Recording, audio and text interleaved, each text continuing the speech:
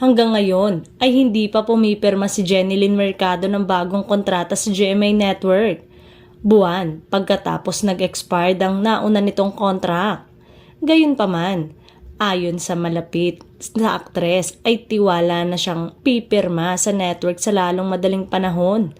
Kahit na wala pang opisyal na kasunduan at hindi pa finale ito. Ang kanyang kamakailang paglabas sa GMA Network, ang Christmas Station ID, ay nagdulot ng mga haka-haka na mananatili siya sa network.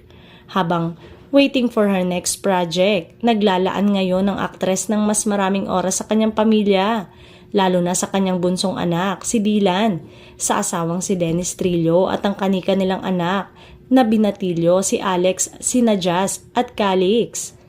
Pansamantalang sina Jenilyn at Dennis nakikipagsapalaran sa paggawa ng pelikula. Ang kanilang kumpanyang Brightburn Entertainment ay co-producing ang una nilang pelikulang Green Bones.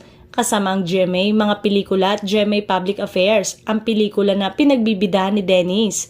Kasama si Ruru, Madrid, ay bahagi ng 50th Metro Manila Film Festival. Isinulat ng pambansang alagad ng sining para sa pelikula at i-broadcast si Ricky Lee at sa direksyon ni Zig Dulay.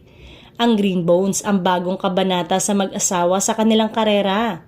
Pinag-iisipan nga kaya ng aktres ang pagpirma sa kontrata nito sa GMA dahil sa bago nilang kumpanya. Senyales na nga kaya ito na magsosolo artist na ang aktres.